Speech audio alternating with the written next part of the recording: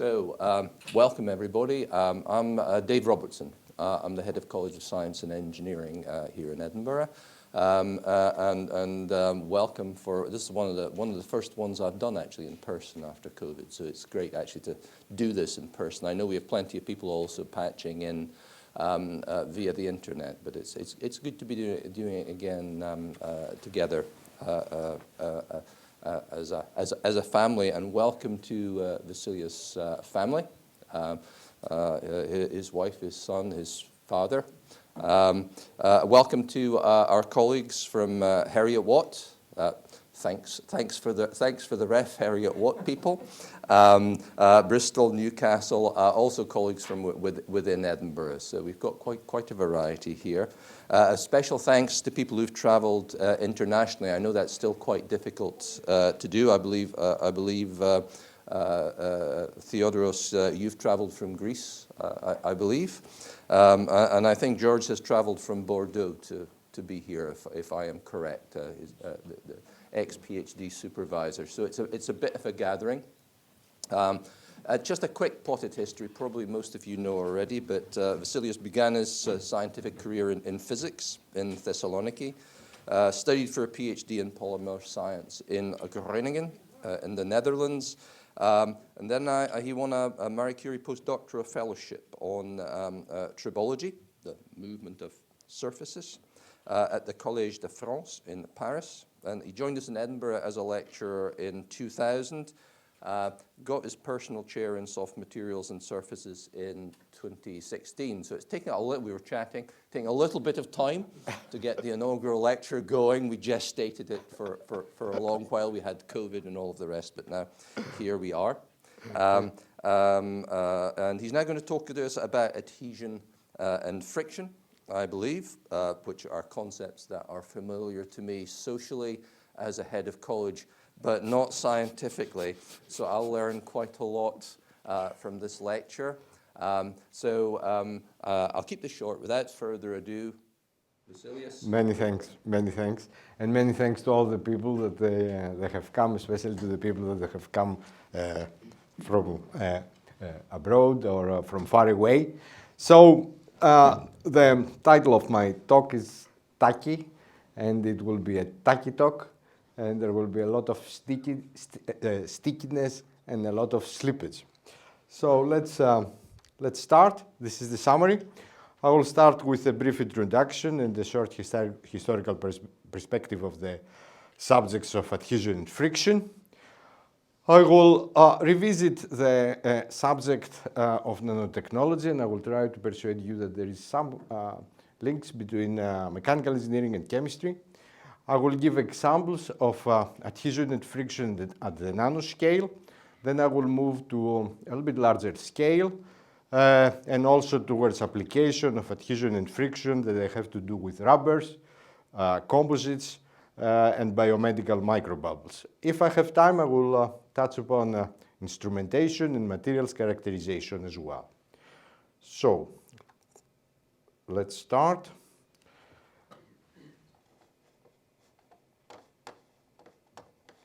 Just a moment. Yeah. So we use adhesion and friction when we walk, when we run, when we drive, when we skate. We use adhesive tapes and lubricants in our everyday life. We make mechanical parts through friction and wear processes. We make buildings with materials that they stick together. This has been done for quite many years. As early as 3000 BC, the ancient Egyptians embedded straw in their bricks, in their mud bricks, in order to improve their mechanical properties. And also the ancient Egyptians used lubrication to move heavy objects that they were atop wooden sleds. So moving sleds on sand is not easy. When the sand is dry, there is plowing going on. There is high friction. But if you put a little bit of water, not much, then the sand becomes quite stable. We know this from sand castles, how we make sand castle. A little bit of damp sand is good, it stays stable, and we make the sand gasless in this way. If we put too much of them, studies have shown more than 5%, it becomes mud and it's unstable again. And you can see also, I mean, in the grip, if you try to walk or run on dry sand, it's unstable, it's not easy. If the sand is a little bit damp, it's okay, it's very stable. If there is too much water, then you can slip and it's not very nice. Okay, you will see an example of that in the next slide. That has to do with the rubber interactions with various surfaces. And just to say, I will present many experiments. As you know, Thomas Edison had said that genius is 1% inspiration and 99% perspiration. But now I will present you with an example that actually the specimen has 100% perspiration.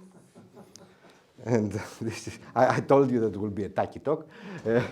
Okay, here it is. The specimen is trying to test the rubber grip on different type of surfaces. And although I want you to concentrate on the time, which is not bad for a 49-year-old here, this is not really the focus of this slide. Mostly it's this slide here that you can see that I'm trying to run on mud. And this is actually a very special race here in Scotland. It is in Kinghorn, a little bit northern than here. And you start running from the village. You go to a gradient of water because it's low tide. In the beginning, you are in the beach and the sand is dry and you struggle. Then suddenly you go to below 5% of dampness and it's great. You can run fast and you say, okay, I'll do it. It's very nice. And then suddenly the gradient goes down with sand and high with water and it is muddy, okay? And you reach this point where is the island of black rock and you are in water, okay? You are in water and you are in water up to here, and then you have other effects like the skin drag, the wave drag. Wave drag scales with velocity to the 3. Forget it, you cannot run, okay? Over there, you walk. And you'd better concentrate on the bagpiper, that it is, it's very Scottish experience, on the island. Enjoy the music, and just walk and try to survive this part of the race. And when you turn back, you have this kind of gradient again, going back, okay? Hard in the beginning, easier in the end, and a little bit difficult in the end in the dry sand. And I assure you that during this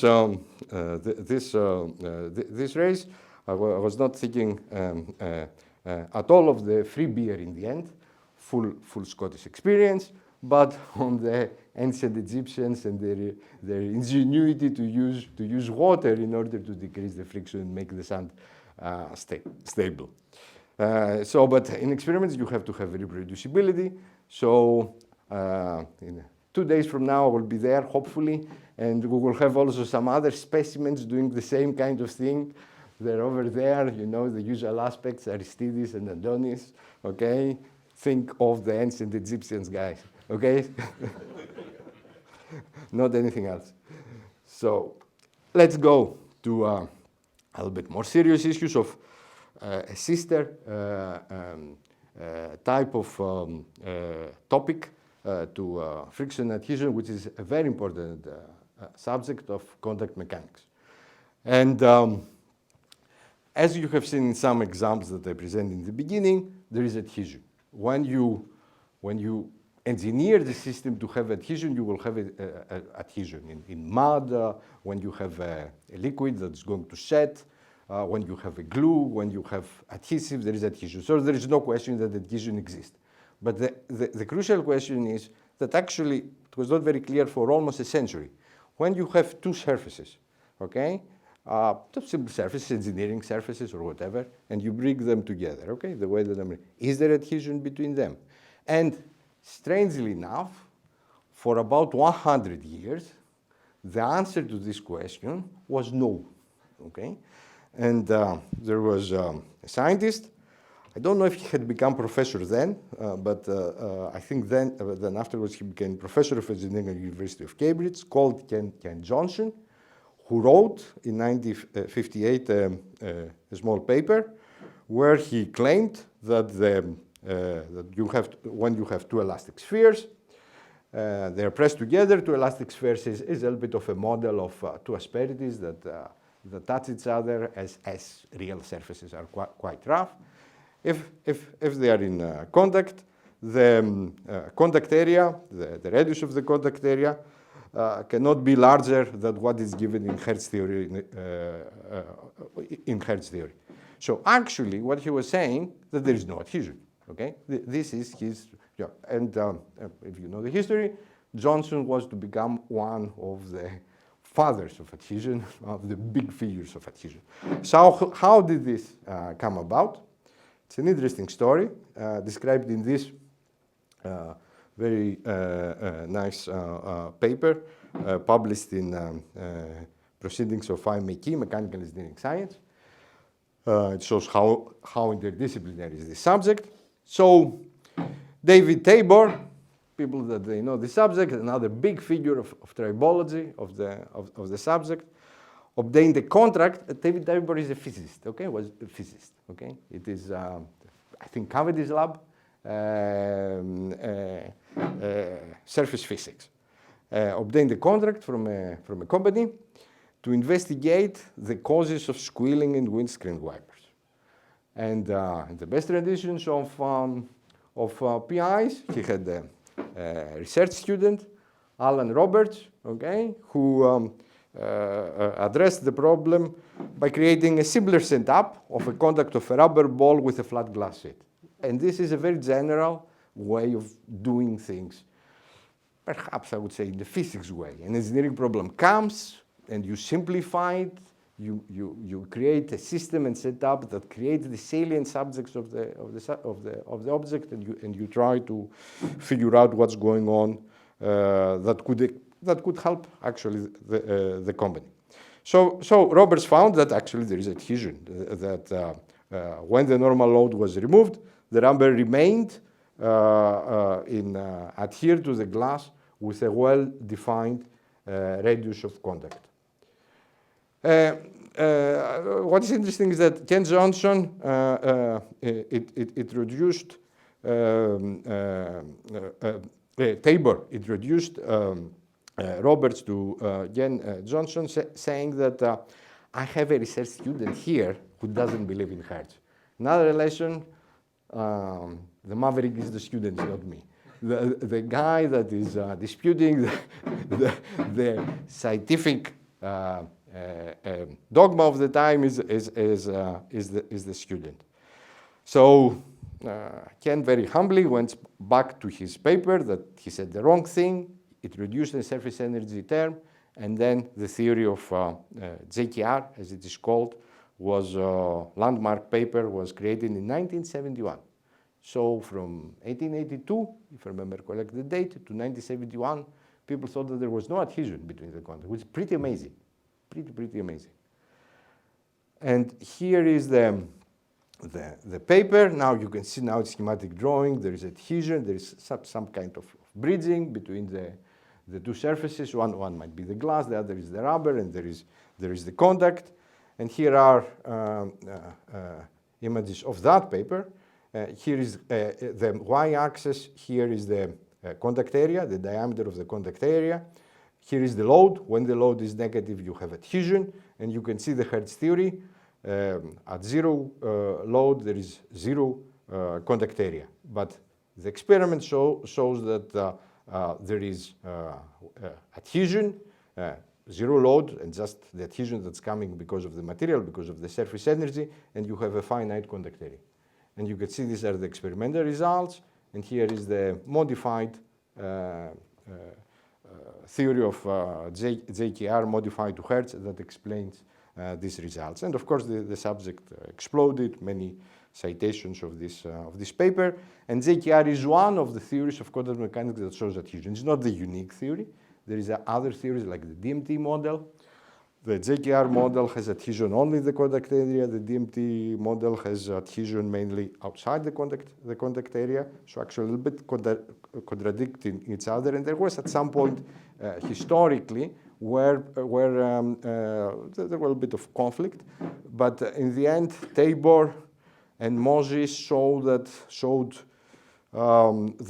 these are two extremes of behavior, and one can go to another by, there are some noises, I don't know where they're coming from. One can go from one to another in a unified way, and there are intermediate type of, yeah. Okay, and thanks. So, finishing with the adhesion, let's go to the friction. Another big scientist in the field of adhesion and friction is Vasileios, and his famous book, Intermolecular and Surface Forces. I'm pretty sure that Israel Vasileios enjoyed writing his phrase in his seminal book. By the way, I met these people, Israel Vasileios, etc., because George Hadjianou has sent me so many, when I was 22 years old, so many conferences. It was a great eye-opener to see and talk to these people. So I think he enjoyed very much when he was writing this phrase. There are 3 laws of friction that are all wrong, and they are also attributed to the wrong person, which is actually the correct statement. Okay, we all learn, I think, in high school the first law of friction, that the friction force is proportional to the load, and the constant of proportionality is the friction coefficient, and this does not depend on the sliding velocity, and it does not depend on the apparent area of contact. These are the 3 laws. All rediscovered by Mondon, one also probably from Coulomb, much later, many centuries later, but they all described in Leonardo da Vinci. Leonardo da Vinci didn't publish the results, always publish the results, okay? Okay, it was a little bit different there. But despite their failing, these empirical rules are a very good starting point. And there is a region of velocities that they work quite well. So actually they are quite useful, that's why they are used. But if we want to have a picture of how things are more closer to the reality, you can see the classical view. Static friction, which is the shear force needed to induce sliding, is always greater than the force needed to sustain sliding. So the kinetic friction, so you can see it here. And afterwards, the classical view is immediately you go to a constant frictional force, and it remains the same. However, reality works more like that. When you have low velocity, there is a velocity range that it is low, and you have a variation of the friction coefficient for low velocities. It could be that also there are variations of the friction coefficient when you go at high velocities. One word about static friction. When you have, which is quite more related than the sliding friction to the adhesion, when two materials are in contact, there will be contact through their asperities, of course, and during this contact, the interface will change. There might be diffusion of atoms, there might be condensation, capillarity, and this means that the static frictional force will increase with time. And you can see here the connection between the adhesion force and the static friction force that can happen. More about the connection between friction and adhesion later. But now let's jump a little bit on time, and let's go to my start of my PhD. So from the 70s, we'll go to 1992. So here I am. This is, I don't remember where I am, and I don't really remember what I was talking about. But it is the group of Professor Hadjianou. Now George is trying to see who is which. I can recognize Eric van der Vecht in the beginning, who is the guy that's, I want to thank. He helped me a lot with a lot of things. We had a lot of discussions, very good relationships. He synthesized, synthetic chemist, he synthesized all the polymers that I used. And not only this, he helped me a lot with many of the experiments. My supervisor here he is, that very pointedly holds a macromolecule. He gave me this book, Nanosystems. I don't know if he remembers, but he gave me this book. It was hot off the press, okay, 1992, from Eric Drexler. I believe that it was his PhD, actually, that he wrote it as a book. Amazing book, absolutely amazing book. It was about molecular machinery and how you make things, molecule by molecule. I think, let me see, molecule by molecule using molecular assemblers. Quite visionary, and I spent quite a lot of time reading this book. It was very conceptual. Eric Drexler was engineer by training, but it was quite conceptual with a lot of calculations, of course, etc.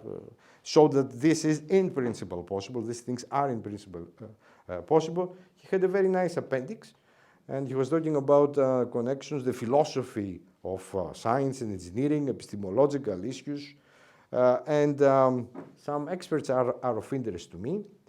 Science and engineering differ in their goals. Science strives to understand how things work. Engineering strives to make things work. Okay? Here you have it in black and white, the difference, and there is no question behind it. However, there is always however. This sharp conceptual distinction between science and engineering does not imply sharp distinction among researchers or among research programs. When designing experimental apparatus, scientists do engineering. And when studying novel physical systems, engineering do science. And I think this holds true also. And we're very glad here to have a joint College of Science and Engineering, and we can do very interdisciplinary research, and we can see so many things happening both in physics, chemistry, and engineering. Okay, let's go to this book because it was quite central in the ways that I was shaped when I was reading it. Here they are. And perhaps mechanical engineers will recognize things like gears, but much better than me, that I'm not a mechanical engineer, bearings, etc. But these are atom by atom, okay?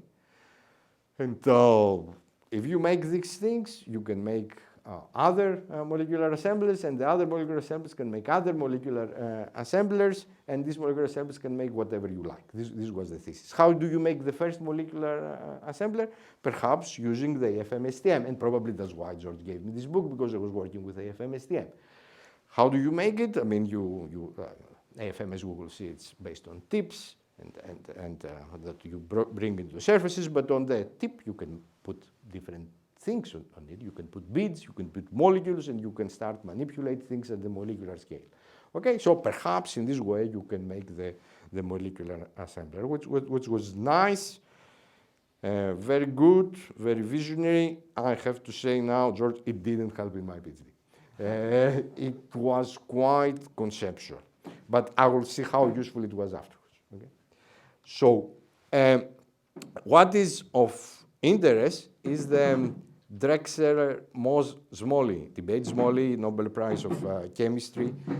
Can we do anything about that?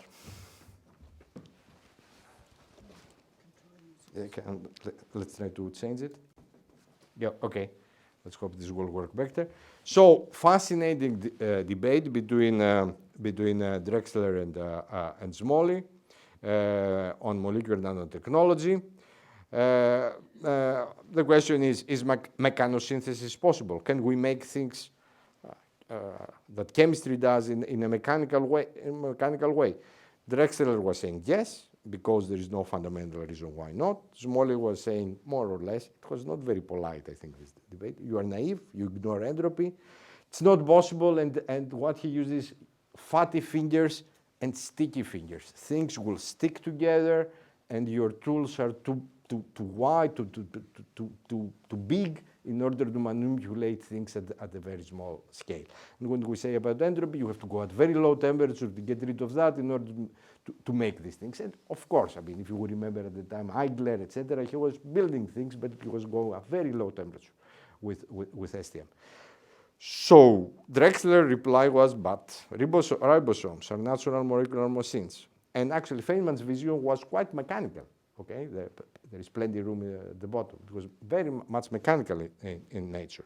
So bio-inspired by that, it could be that we can do it ourselves. But of course, also Drexler was saying that there are challenges related to system engineering and to other disciplines that they have to be done. He was admitting that, but in principle, it is possible. Okay, so my opinion, if we see now we're 30 years after that. Okay, my opinion, no molecular. I have not seen molecular mechanosynthesis. I have seen a lot of things that they go to this direction, perhaps in the long term, but no molecular mechanosynthesis. There are things in self-assembly, but this is not the subject of self-assembly. Self-assembly has worked a little bit better. Okay, we don't have nanobrods and nanorobots. Local probes have moved a lot. We can do a lot of things with local probes. We cannot build molecular assemblies, though, yet, at least. I think, however, the Drexler arguments are in principle still good. Perhaps the future won't be of nanotechnology, not entirely mechanical. There are a lot of things to be done on the, with other disciplines and with other sub-disciplines, system engineering, nanoelectronics, light matter interactions, artificial intelligence is going to play a major role, I think.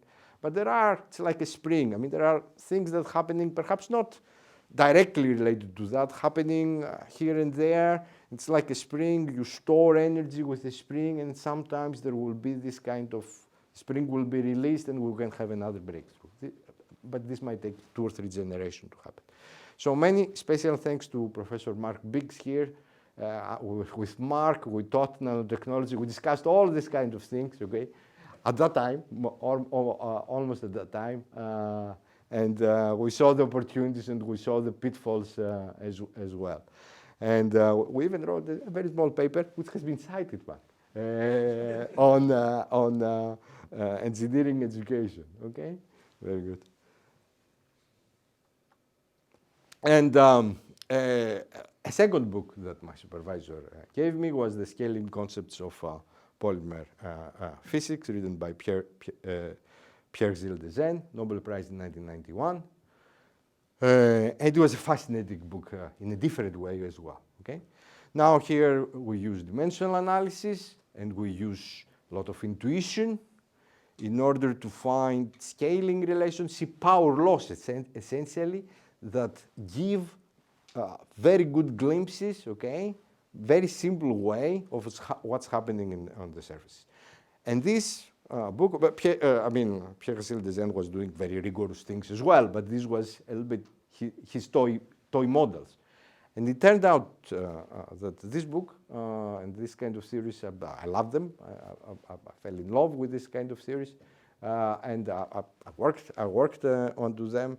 And the combination of the experimental results that I had from my PhD, combined with these theories, generated these three papers, which in the beginning I thought, yeah, George, I was discussing with George, where can we publish this? Yeah, I was seeing all the weaknesses, but George told me, no, we'll go and publish it in Macromolecules.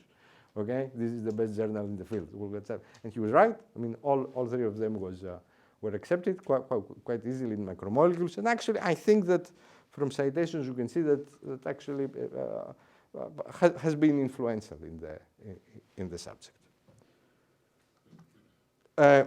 Then I thought that as a continuation of my career, it would be good to go to the institute that Pierre Gilles de Zen was directing. But I wanted to learn more about scaling and about theory, but I wanted also to do things on mechanical engineering side. I wanted to work on adhesion and friction on the experimental side. So the institute was big, and I worked with Lilian Léger, professor on friction and adhesion, the Collège de France, the experimentalists, and I wrote with her help I was I was doing my compulsory military service at the time in Greece. I wrote a proposal and I got a Marie Curie fellowship to join that lab. And the first project was with industry. Almost all projects there with industry, which was pretty amazing. It was physics oriented, but with a lot of engineers. And all of the projects had fundamental part and very much applied part. And this was the issue that we tackled was the shark skin effect of polymer extrusion. I mean, sometimes you have instabilities and the tubing of the polymer that is coming, it has ripples, it has instabilities which are unwanted, where they're coming from. So in the best tradition of how we do experiments, more simplified setup to see where they're coming from. So, and our hypothesis was that some of the polymer chains were adsorbed on the surface and there is dynamic interactions between them that created this instability. And indeed, what we found by combining fluorescence recovery after photo bleaching and a searing test that we have seen slippage on the surface and at the same time under intermediate velocities we saw this kind of stick slip behavior, which is reminiscent of the shark skin effect problem, and this helped the industry. Another, again, industrial project that I worked with was with the industry was Rhodia, now belongs to Solvay, collaboration with a PhD student back then, Maud Portigliatti, to study the adhesion of latex particles that they are used in paper industry. Latex particles are used in paper industry as a binders between the pigments and the cellulose fibers that you have in the paper. So with AFM this time, which I knew more, so I was a little bit informally supervising Maud. We did force distance curves, and you can see some of this force distance curve here, and you can see the stretching of this kind of latex particles and the measuring of their adhesion properties. You will understand a little bit better this experiment by a macroscopic experiment that you do with a tensiometer, and you will see a droplet coming from above, touching a surface. So it's a water droplet, it's not a polymer droplet, so there are differences, but conceptually it's the same type of thing. And then you have a necking and a liquid bridge, and at the same time you record the force. The convention in the AFM is that the adhesion force is negative. The convention here is that adhesive force is positive, so you won't have a valley, you will have a peak. So let's see this. So you can see the droplet is coming down, touching the surface, and you can see it is stretching, and you measure the force at the same time. Okay, and you will see this again. The same type of conceptual is very similar. It's another scale, but now because it's another scale, we can use a camera and we can see what we actually want. Actually, this is a final year project, very recent. So I did this experiment a few weeks ago.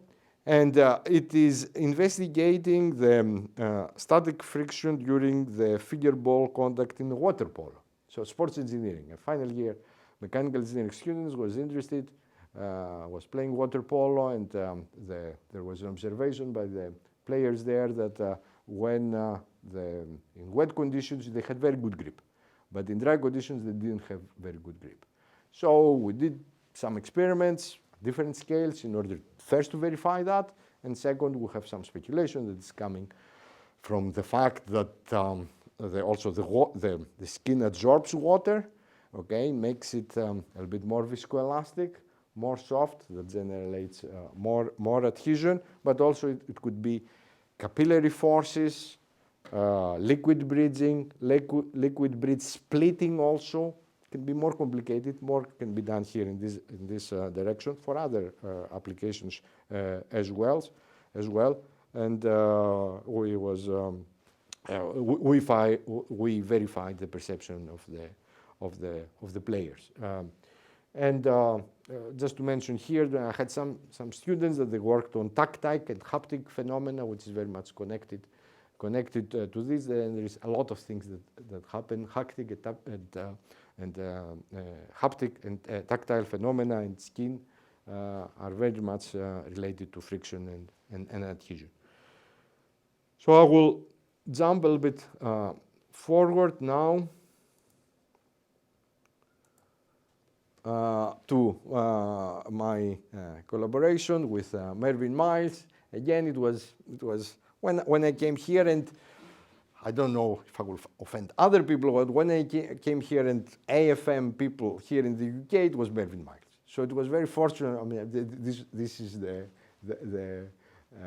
professor that I had in mind from the papers and from the literature. And it was in one conference I met his student Heiko Haske, and he had a very nice system, very similar to what I had in Groningen, and he was end grafting with gold sulfur bonds of polyacrylamide polymers, quite very long molecular weight, and then he was stretching it, okay, and he was measuring the dropping forces, and he was presenting me the results, and I told him, look, I mean, okay, when you stretch, okay, you have a detachment here, then you stretch more and dropping elasticity of the chain, you have another detachment there, you stretch more, you have another detachment there. If you measure the distance between the detachment, you have the loops, okay? It's the loops that you have on the surface. And the loop, there are theories, there are scaling theories that they give this loop distribution. So go back and do the analysis, okay? Do the loop distribution. So I explained to him all these kinds of things. This was actually collaboration with Schlumberger-Cambridge research. I mean, there are some obvious connections with practical things here that, you know, some people in the audience that they have worked with Schlumberger, they can understand. I don't want to go there because, I mean, my involvement was a little bit on the fundamentals. I knew that people were trying to find this kind of distribution, and they were finding characteristic exponents of minus 1.5, which is characteristic for the melt. It's characteristic in good solvent condition always for the semi-dilute regime. They were trying to decrease they were preparing the samples quite different to having just one single chain, and they were trying to find the exponent characteristic at the dilute regime. And the exponent at the dilute regime is different. It's not minus 1.5, it's minus 2.2. So I kind of was hoping that perhaps we will get minus 2.2 here. Heiko did this blindly. He didn't know which component. I don't want to affect him. We discussed afterwards of what these results mean. And he found minus 1.5, which to some extent was interesting. So I remember I was telling him it is interesting because we have confinement. Okay, we have confinement of the chains. You go locally from the dilute regime to the semi-dilute regime, and you get this kind of statistics. I don't think I told him at the time, but I felt sad because this is an example of fat finger, okay? You do whatever you do with the tip is big enough to affect what's happening over there, and you don't actually control what you are doing, okay? So it was a little bit, in my mind, another nail in the coffin that we'll have to do other things in order to make molecular assemblers. Anyway, as we're saying with my former supervisor and other people, I have done a lot of force distance curves, etc., and a lot of stretching of chains. This was with my first PhD student, Frédéric Matane-Grasset. We published also another small paper with Mervyn, and we did experiments, I remember, both in Bristol. I traveled several times in Bristol. And here, at some point, I got an AFM here that we could do that. In the beginning, it was only Mervyn's. And a lot of things there, and we published in several directions, but I want to concentrate just on this kind of effects of the plateau forces that I saw there. And the plateau forces was of interest to me because there are two types of processes that give plateau forces. There might be more, but the main are two. One that it is chain pull out. You take the chains and you take it out of the monolayer and you change, you increase the surface area of the system. Essentially, this has to do with the surface tension again. And the other is that you can desorb the chain from the surface. And actually, in our paper, here, a small paper over there, that it is in a conference. Actually, I was invited to that conference, and we wrote this paper, which has been cited, Mervyn. We went towards the route of the coil global transition and taking a polymer chains out of the film. We didn't talk about desorption. But I saw papers that were talking about desorption. I was a bit reluctant to go more there, okay? And but some years afterwards, in a completely different project, again with industrial partner, Michelin, we were studying the polymer interactions with carbon black, okay, which is very, very important for the industry. We published things on that front, but I want to concentrate more on the fundamental part when we tried to do this force distance curve in order to find out what's happening with the plateau forces now. And we did films of SBR on mica, silicon, and graphite. And here is the formula for the chain pull-out. Scaling formulas, again, extremely simple. Chain desorption. This is, if you do a peeling of a tape from the surface, a macroscopic one, it's the same type of formula. You have the width of the tape times the work of adhesion between the two surfaces, okay? Things that they're used in mechanical engineering all the time, but now at the single chain, okay? At the single chain. So how does this work? I mean, even at the very small scale, and we saw that it worked quite well, as we see in the next slide, just to measure that, to mention that there are also frictional forces, but they are too small. One can talk about the frictional forces just for this to have a talk, but they're just suffice to say now that these are very small for the type of AFM that we had at the time. And what are the results? We did the mica, silicon, and graphite. We had a series of peaks, and we do the forensic analysis. What is the peak, where it's coming from? SBR interaction, so which is essentially the chain pull-out. We were measuring about 20 to 25 piconewtons. And the simple scale formula is 31 piconewtons. This is pretty good in my book, okay?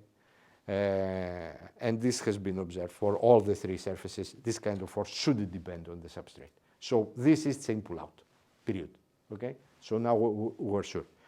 But there were also these other peaks that were associated with the desorption forces, and you can use, for example, Fock's law and very simple laws to calculate the work of adhesion approximately, very approximately, and then you can calculate the peeling force, and you can see that the ranking is the same and the order of magnitude is the same, but the absolute value now here is quite different, okay? It's quite different.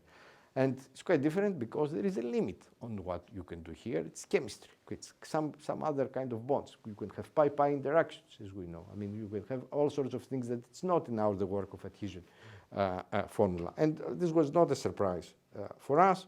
We knew that when we put, for example, SBR on graphite, we get some kind of order with very characteristic angles of 60 degrees and 120 degrees. This have to do with the intrinsic symmetry that the graphite has, so it's not unexpected. But a homopolymer, to do that, it is unexpected. And we have not seen this with mica, we have not seen this with glass, we have not seen. So probably we might have pi-pi interactions over there that they affect the system and increase the adhesion, okay? Increase the adhesion.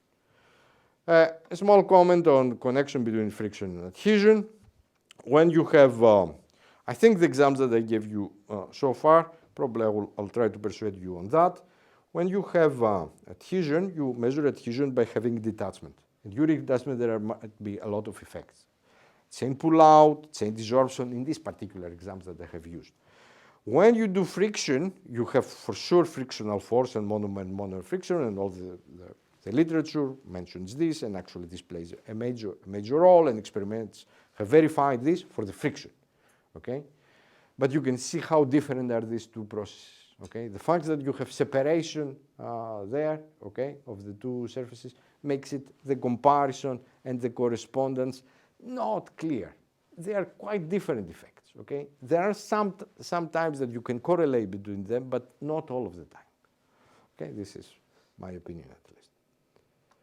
This is another collaboration with simulations this time with my very good colleague and friend for many years here in Edinburgh, Michael Zeisser, that has moved to Germany. And we did a lot of work together, also in other subjects. I'm just mentioning this paper, which is about the adhesion of polymers with carbon nanotubes. And we were probably the first that we did this kind of studies, and we proposed schemes that one can use this kind of polymers. We have seen that when we have a polymer that the backbone containing aromatic rings, we have very good adhesion, and all of the things were tried afterwards by others and by us, and they have been verified. And you can see the number of citations of this paper.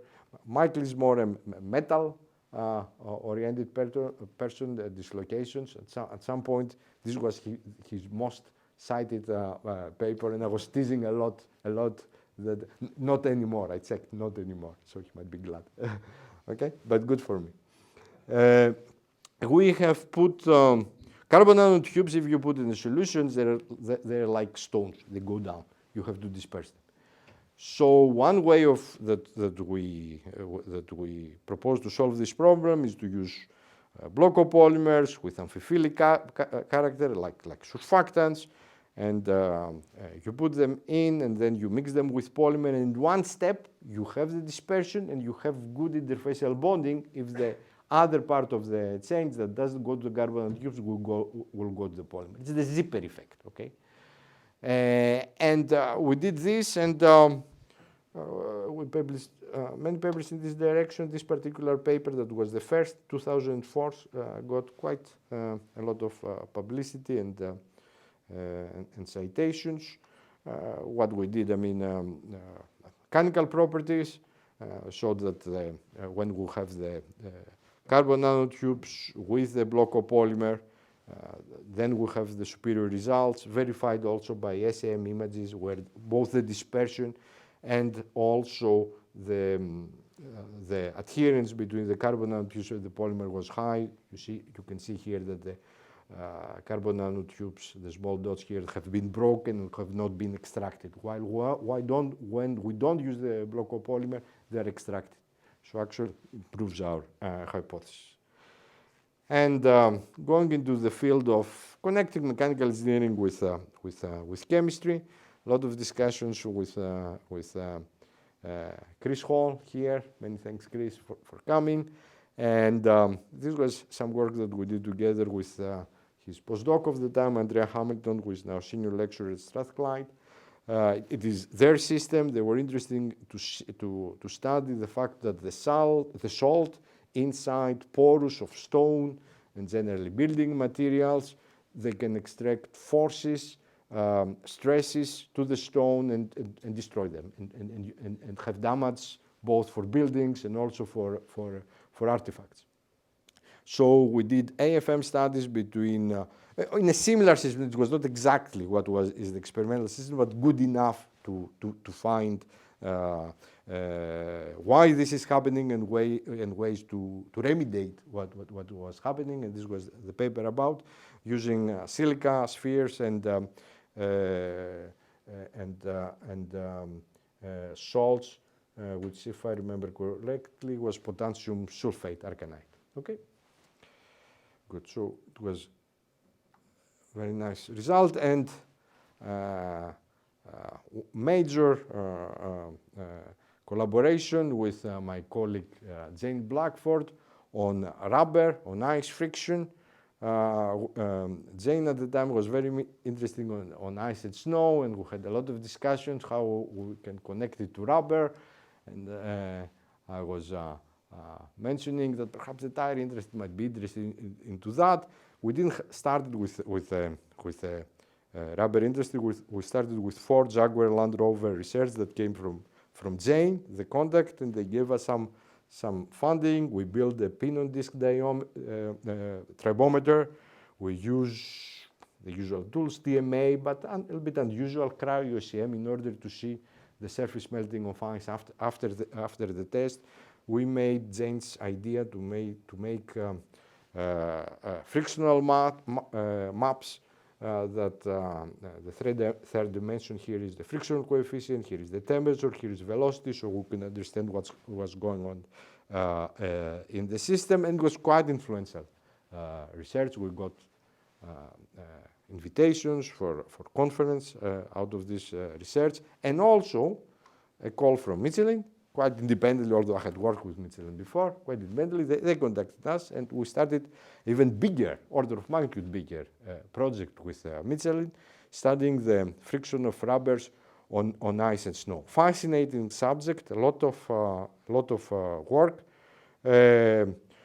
Generally, when you have rubber friction on surfaces, you have four main mechanisms: indentations, which is kind of surface dissipation because of the deformation, because the surfaces can be a little bit rough, and then you have, very importantly, molecular adhesion. I mean, when you hear the phrase of laying down some rubber, you actually have 1 nanometer contact, okay, between your tires and the surface. And that's why you have cohesive failure, and the rubber goes to the surface of the tarmac. Okay, when you do that, don't do it. When you do that, unless it is necessary, when you do that, you are doing a nanoscopic experiment. Okay, it's van der Waals force. So very important mechanism of adhesion. In snow, like in sand, you can have plowing. And of course, melt water. Melt water is very, very important. So melt water because of the frictional heating. However, you can slide on ice and snow, even with static friction, even when you start. It doesn't necessarily need surface melting. And this means that, I'm sorry, it doesn't need it doesn't mean frictional heating. This is because we have surface melting anyway, okay? Because of the surface, the molecules have kind of different environment, and now the current state of the art, I think, is that you have a liquid-like layer over there that forms of associations of molecules, that there are 2 or 3 of them, and these play the role of ball bearings. Actually, it's a mechanical device. It reminds me of Drexler, okay? They play this kind of role in order to decrease the friction. It's a mechanical type of chemical and mechanical a way of decreasing the friction. So pretty amazing. I could talk this for hours. Let's move to another very fruitful collaboration, and many work has come with my colleague Kirill Sefyan on drying of solvents. We have used this for a lot of work with nanocolloidal particles, colloidal particles, graphene, DNA. Here is an example with polyethylene oxide, where the polymer at the interface play a role. When you use 100,000 grams per mole molecular weight, and you do the experiments, we control the experiments with contact angle goniometry, we see all the angles and what's happening during the process, you end up with a pillar. You do it with 300 kilograms per mole, you get a puddle. And this is strange, because the theory, if you do it carefully, says that the higher is the molecular weight, the better should be the puddle. And it isn't. So what is the reason? So I had a hypothesis there, and I said, when you have 300 kilograms, when you have many very long chains of polyethylene oxide, they will adsorb on the surface. Again, loops, you will have loops and tails, and they will go into the gel that is forming on top, and they will hold it together. And I could see this from the curves, because you can see here, for example, that it's trying to move to other stages of the system, but it doesn't. It is blocked there. So this is the picture that we had, and we did a lot of careful experiments, putting different type of polymers below and other types of polymers above, and we showed conclusively that it is an interface effect. a lot of work. This is just only one example with Philip Camp on star polymers on surfaces. Star polymers, as you can imagine, they're a bit like that. Okay, with starting from the center, you have many arms of these chains, and if you have few of these arms of these chains, the system behaves like a polymer. You have many of them, and behaves like a colloidal particle. So we have shown this with a lot of experiments. This is 18 arms, and this is 32 arms, and 32 arms. The B is 32 arms, and the C is 59 arms. They're isolated. You can see very islands that they are polymer-like, quite asymmetric. That becomes a little bit more symmetric, and 59 arms more symmetric. And we have seen this in different kind of configurations when we have also association of these polymers, and they all pretty much picture our understanding that they behave like polymers when you have a low number of arms, and like colloidal particles when they have many arms. And this is an example of self-assembly, okay, that can be used for making things. I don't have too much time to go more into these systems. With Philip, we did more work with linear polymers. A collaboration that I did with a group in University of Crete, led by Spiros and Anastasiadis. I know Spiros from my Groningen years, very well known, renowned scientist on polymers on surfaces, chemical engineering by training, but has done a lot of science and physics on polymers on surfaces. Anastasia and Rizanu and Yannis Bidzanis did also a lot of work, especially Anastasia on supervising my student Apostolos on the Monte Carlo study. We did also experiments with Manolis Glinos. And what is the system? You have one polymer chain like that. I show the simulation because it's clearer. We have done also the experiments, and you cut it. You cut it one time. You would think one-time cutting shouldn't do anything to that. But we showed that both in experiments and in simulations, there is some dewetting. The polymer droplet is going up. You cut it, now you have 4 chains, but the same number of total monomers, and you have more and more dewetting, and then you reach a plateau. So this phenomenon is happening at the first cuts. Okay, which is quite of interesting. There are a lot of studies that we have found that were with this regime, and they didn't see any change. And we showed that the change is here in the very beginning. This is what happens. And then we did with Monte Carlo and with simulations, something that you cannot with AFM. You cannot see exactly what you have there. You can see how many chains are on the surface, how many chains are on the top. And we saw that when we cut, actually, the chains start behaving a little bit differently. Some of these now shorter chains go and sit on the surface, and they have much more monomers in contact with the surface. And some choose to go above. So actually, the minimization of the energy of systems leads to a different conformation, and these different conformations leads to dewetting. The system reminds me of self-dewetting. Okay, when you have polymer layer on top takes flat conformations, and then for entropic reasons you put something on top. But we didn't do that. This was just the droplets on the surface. So it was very interesting systems, and we proposed this another form of controlling wetting at very, very small scale with miniaturization of devices and technology. Again, this might be important. On the same kind of system, with my students, Apostolos, we used a continuum mechanics theory, which connected the Young's law and the elasticity theory, and we found that actually this very simple continuous mechanics theory works very well down to 5 nanometers, which is pretty surprising for us. So continuum mechanics can work also at very, very small scale. Um, Now at Polymer Composites, and I have done some very nice collaboration with a group in Finland. We had the group in Finland made microwave-induced hierarchical nanostructures on aramid fibers, and they use this to make polymer composites with thermosets, thermoplastics, and rubbers. Okay, and we showed, I mean, they came to us to do surface characterization. We did a lot of AFM, and we showed that this kind of structures help the interfacial bonding between the polymer and the fiber. Just to say that this kind of interface is very important, because it could be that when you break things, the energy is coming from the bulk of the material.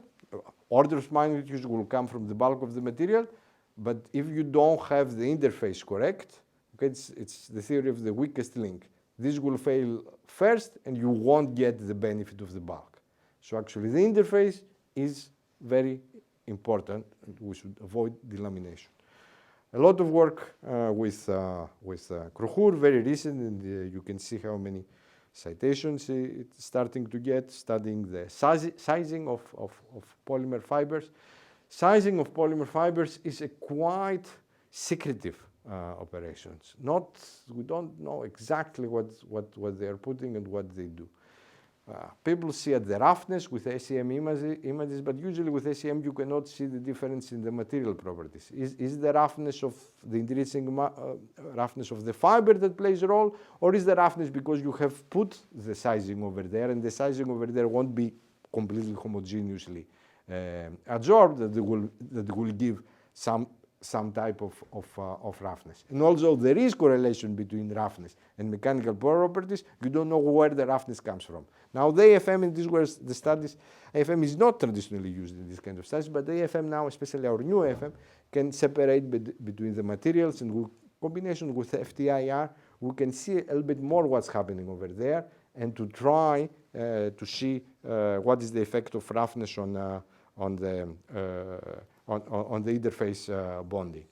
If I take the example from adhesion of the solid elastomer interface and the influence in interfacial chains, again, work that has been done in Collège de France some time ago, there is sweet spot of surface density that brings the best interfacial locking. And it could be that the practice that is happening in industry has found this sweet spot accidentally, and they're working at this spot. Or it could be that they have not.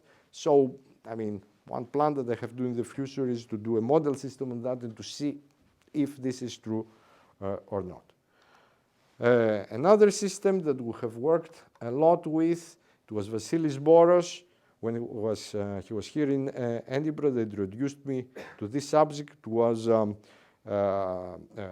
ultrasound microbubbles used for ultrasound imaging of blood vessels, arteries of organ and tissues. A normal ultrasound, you will see the organ, but you won't see the vessels inside the organ, and sometimes for diagnosis you have to see that. So you use gas bubbles with a shell, you put them intravenously with an injection in the body, and then you do the imaging, and then you can see the blood vessels. But this kind of structures, they have very interesting mechanical and adhesive properties. We have done a lot of work in this directions with AFM and also with cryo-FIB SEM, and they were measuring the mechanical properties, what is the thickness of the cells and what is the structure of the cells. There are some that they're made out of polymers, and they're like ping pong balls, and they break, and they release the gas, and the gas vibrates, and this gives the signal. And there are some that they vibrate like balloons because they're made of phospholipids. Phospholipids is the very flexible structure of our cells, and they just vibrate like balloons. On the adhesion side, it will be very interesting to have made targeted microbubbles with special chemicals, antibodies that will go the magic bullet effect, that will go and target, for example, cancerous cells, okay, and you do release of a drug, of gene therapy, right there. So we have created some of these microbubbles. This was led by Vasileios, and we have put the right chemistry of biodelinated CD31 antibody, and we were targeting just to prove the principle of this hepatic cell, endothelial cells, so antibody-antigen interactions. When we didn't have this kind of bubble that has been treated like that, we didn't see any events. When it was treated, you can see the adhesion, the increased adhesion that we get, and events here at the end that has a force resolution of a few hydrogen bonds, couple of hydrogen bonds, which is what you expect between the antibody-antigen interactions that we had. People that they have discussed with me the last year, they know that I have been very much preoccupied with the new college-wide facilities on AFM, and here it is. It will be launched, this advertisement will be launched officially in September, October, fully funded by EPSRC, almost half a million pounds facility. Many people were involved. Their names over there. We have also Laura Charlton as the FM facility senior research experimental officer, the facility scientists, and these are not exams from my research. This is exams from Laura. So she has agarose gels and force distance curves, and you can see the force distance curves that you can do these all things automatically. There was a lot of perspirations for all the studies that I have seen. Now that you can do a lot of things in a very easy way. That's why I was going for this instrument for quite some time. And you can measure the Young's modulus, you can measure the adhesive force, you can measure the area under the curve that gives you the adhesion, and not only you can measure this in individual cells, but you can do this at every pixel, and you can take an image, okay, of what's happening over there. Here is the topography. This is a system of Chiara that is there, and Elsa, and I think undergraduate student Louise. Amends, yeah, okay, thank you. And this is hot off the press. I mean, we have not even discussed about that, but I thought it would be good to, with permission taken, to present that, to show the capability of the instrument. You can see the adhesive force, and you can see the adhesion energy here. And what is interesting here is measuring the modulus. Here is measuring the modulus using the JKR theory of quantum mechanics, and this is measuring the modulus, the TMT. If you can see the values, they're all overestimated, okay?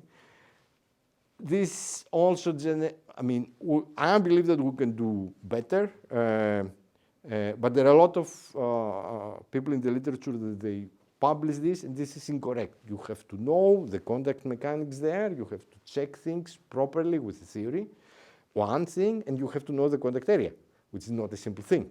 So you have to do some control experiments and then go to the moduli. Okay, so there is work to do in order to make this a little bit more quantitative. Okay, we have to be careful. I'm reaching the end.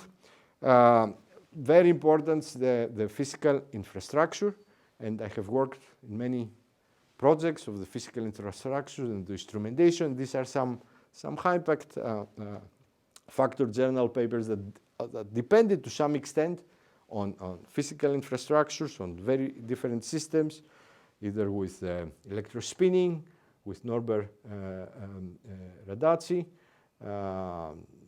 paper just published on mechanical energy harvesting with Wilson Poon.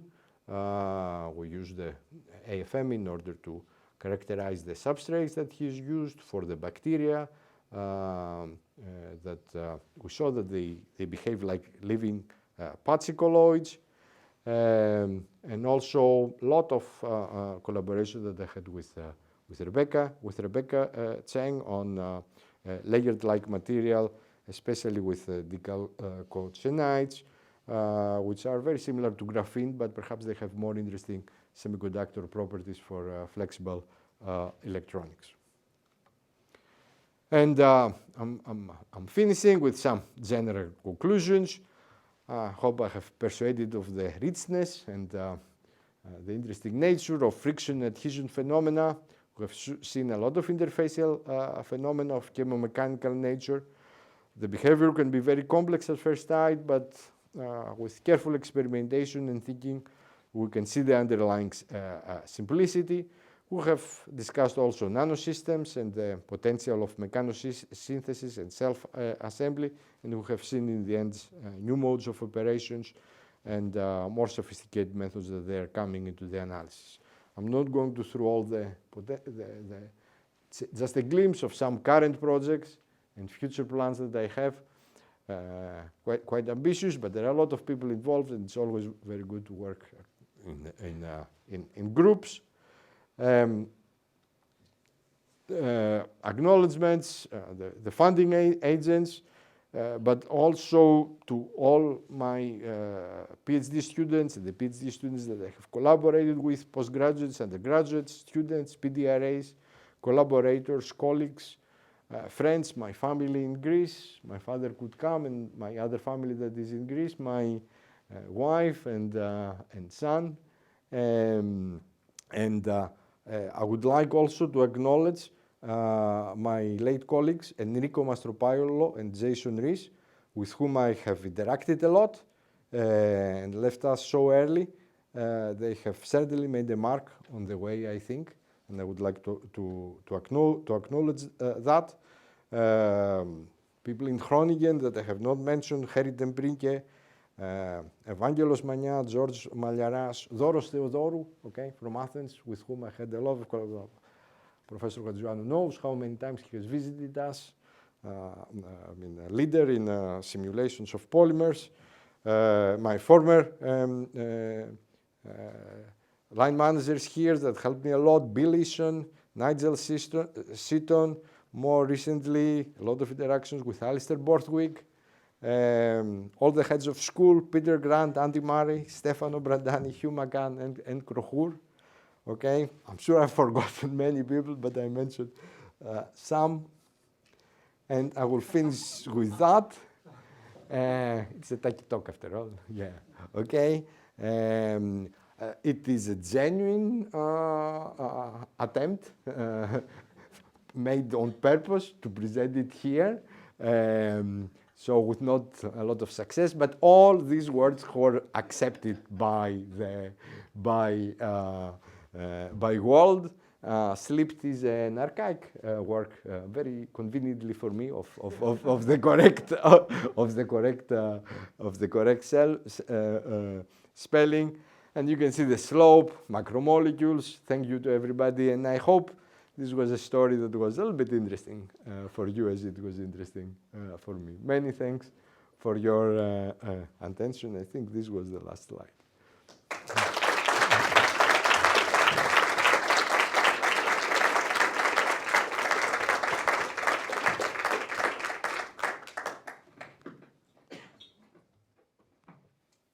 Thank you very much, Vasileios. My name is, for those of you who don't know me, my name is Krohur O'Brody.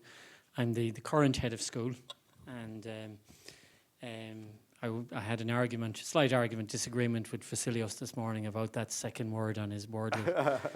I just came back from Ireland, and my 90-year-old mother, we spent the weekend doing Wordle and in various languages, and I couldn't believe that SLIPT was a word. But Vasileios assures me that it was. It's my great pleasure to say a few words after such a fantastic inaugural lecture.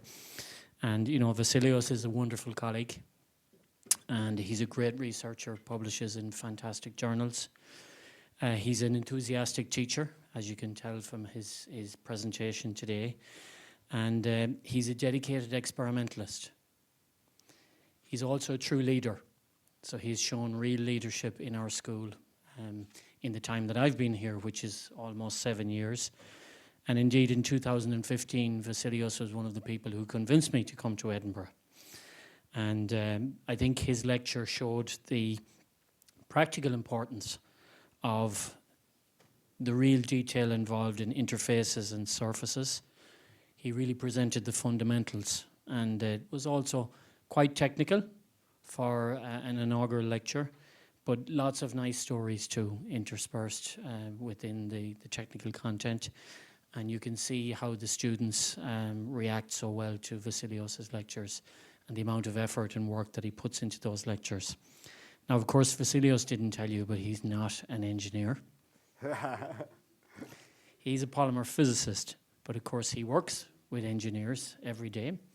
And it's one of the great advantages of the School of Engineering at the University of Edinburgh that we're located and co-located with other schools in the College of Science and Engineering, and Vasileios is one of our staff who collaborates most right across the college.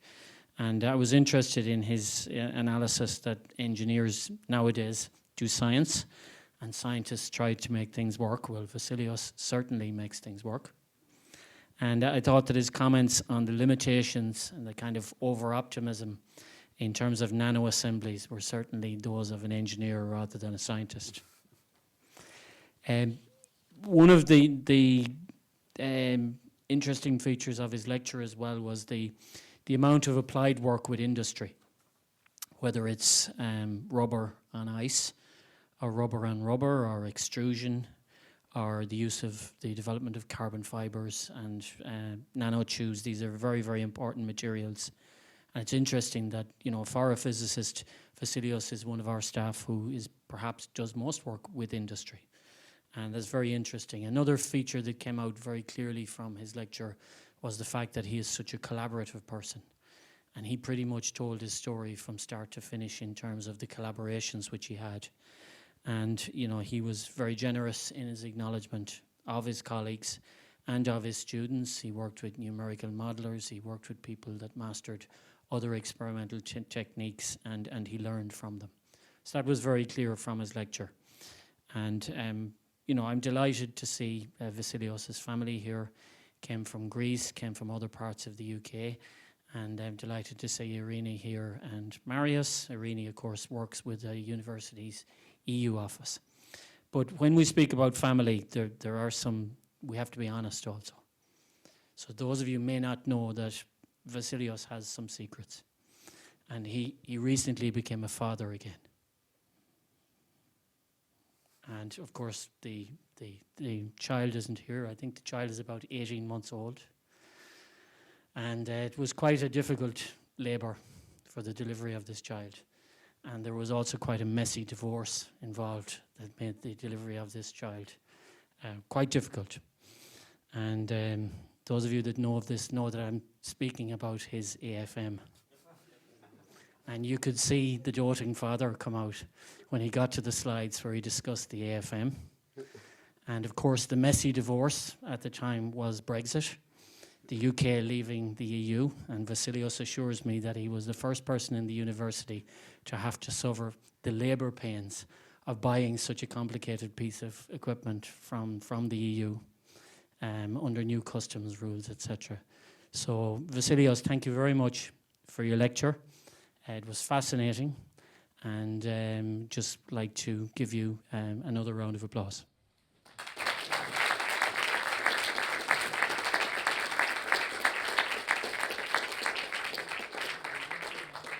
Okay, so we have some time for some questions, and they can be family ones or technical ones, whatever you'd like. Just a not very technical question. I didn't understand most of the things, but one thing that intrigued me is, and maybe you have some insight, is the temperature of the water affecting your ability to run? So if you are in a nice warm beach with a nice temperature, or close to more Scottish type of conditions? I don't know. What I can say, I don't know about running, but about swimming. Just to put it on record, when I did when I had my vive of my PhD, in 2 days afterwards, I ran a triathlon, and I went, I think, 1,500 meters in a lake, very dirty lake in the Netherlands, and the temperature was around just above 16 degrees. And they told us that if it is below 16 degrees, we wouldn't be in, okay? So, yes, there is. But as you know, in running, I mean, if the temperature of the, I mean, not water outside, if it is 5 degrees, it's fine. Okay, good. Okay, any other running questions? No, I'm not going to ask you about running. What on earth is running? Vasileios, you've heard it. You're a nice guy, right? Richard Smalley is rude. Yes, okay, we get that. Doesn't mean he's not right.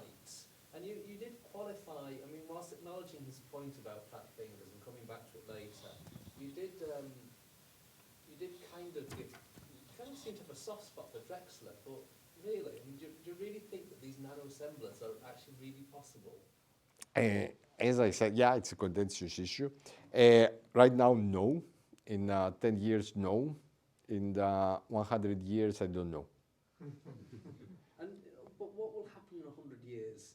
I mean, if you see, have you seen some pictures of how people were thinking of our world 200 years back? I mean, they couldn't even imagine some things that we will be able to do now. Okay, so I'm not saying that I know how this can be done. What I'm saying is pretty, I think, simple, and I think Drexler said it, and to some extent Feynman said it, that in principle it might not be, I'm very careful here, it might not be impossible, in principle. Now, I admit that it won't be purely mechanical, and I don't think Drexler said that it was purely mechanical. There might be some electronics, system engineering, lots of things that can happen. Yeah, I mean, I can err. Yeah, I don't know. I mean, it's just the argument. I mean, of course, Richard Jones has made these arguments about using, if you want to create molecular machines, then you do use biology, and you go down the route of Synthetic biology could be. I mean, that's mechanical is just not going to happen. Yeah, purely mechanical, no. Purely mechanical, no. Yeah, I agree with that. I agree with that. If I gave this impression, no. But I said No, that you it won't be. have the caveat But I didn't say that it will be purely mechanical. I said that I don't No, think you that did, will be it's purely on your mechanical. slide, but you were Purely still- mechanical. You were still sort of giving him that. The second slide, if you see the second slide, I said it won't be purely mechanical. But you're still giving him the time of day. I wouldn't give him the time of day. Okay. Okay. Can I ask you a question? Yeah. Which are the easiest engineers to deal with? I think engineers are very, very easy to deal with. Physicists are difficult. That was a dodgy answer. Okay, thank you very much, Vasileios. Let's give him a hand.